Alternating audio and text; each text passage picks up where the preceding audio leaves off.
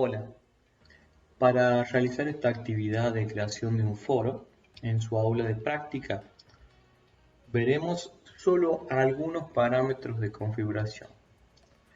Primero, deben ingresar en el modo de edición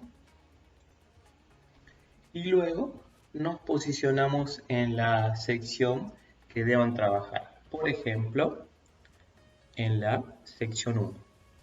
Vamos a añadir una actividad o recurso. Luego seleccionan la pestaña Actividades y seleccionan Foro, añadir un nuevo foro. En una primera instancia nos pide colocar el nombre del foro. Por ejemplo, colocamos actividad 3, ¿sí? Creando un foro. Luego en la descripción detallamos la consigna lo más clara posible para el estudiante. En la descripción podemos detallar la disponibilidad, hacer alguna recomendación al alumno, o si la actividad va a ser calificada o no, etc.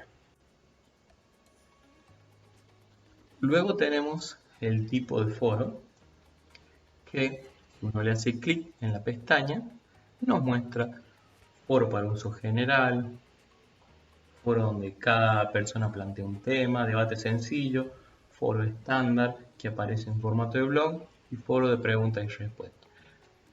Foro para uso general es un foro abierto donde cualquier participante puede comenzar un nuevo tema, ¿sí? Un nuevo debate cuando quiera, pero según las fechas que hayamos configurado.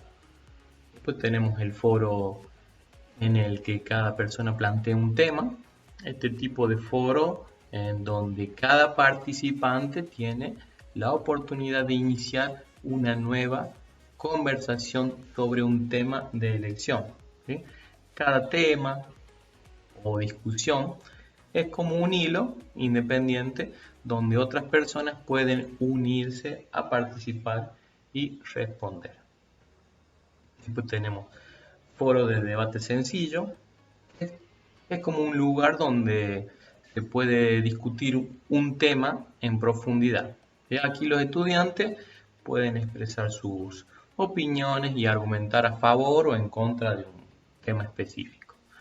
Foro estándar en formato de blog es un tipo de foro que se asemeja a un blog en el sentido de que cada persona puede crear un tema principal, ¿sí? Aquí los estudiantes, en lugar de responder a preguntas o debatir, pueden compartir su propia entrada o artículo sobre un tema.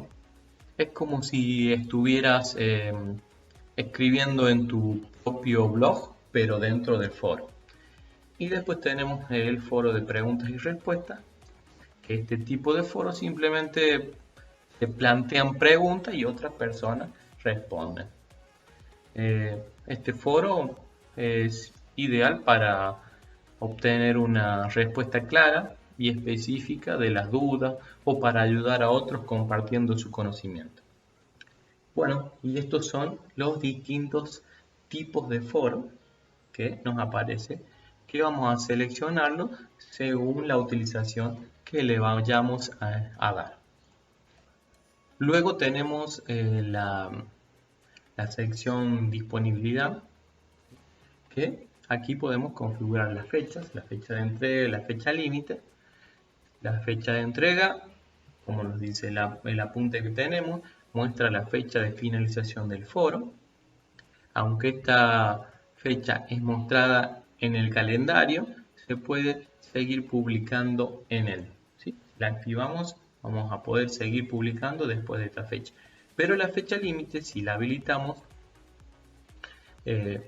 no se va a aceptar publicaciones después de esa fecha, ¿sí? Luego tenemos la sección que vamos a configurar o ver, es la de umbral de mensaje para bloqueo. nosotros le hacemos un clic, por defecto está en no bloquear, ¿sí? En esta sección podemos establecer cuánto tiempo va a durar el foro y la cantidad de intervenciones o mensajes que pueden hacer los estudiantes o los participantes del curso. Para ello, habilitamos el periodo de tiempo para bloqueo, por ejemplo, 2 días. ¿Sí? Bueno, luego, si ya lo decidimos habilitar al bloqueo, nos muestra el periodo de tiempo para bloqueo, el umbral de mensajes para bloqueo y el umbral de mensajes para advertencia. En el primero, en el periodo de tiempo para bloqueo, se establece la cantidad de días que los participantes del curso podrán enviar mensajes al foro, ¿sí? Luego, en el umbral de mensajes para bloqueo, se establece el número o la cantidad de mensajes que el participante puede enviar al foro. Por ejemplo, aquí le colocamos 5. Por último, nos muestra el umbral de mensajes para advertencia. Y aquí nos dice cuántos mensajes le restan al participante antes de ser bloqueado. ¿Sí? Por ejemplo, y por último, lo que vamos a ver es la evaluación del foro. Acá nos dice el tipo de calificación, ninguna, pero bueno, podemos seleccionar, por ejemplo, escala y escala en 2 valores. ¿Sí? Calificación simple directa y dejamos las otras configuraciones como están preestablecidas y le damos guardar y regresar al curso. Y ya tenemos nuestro foro, actividad número 3, creando un foro.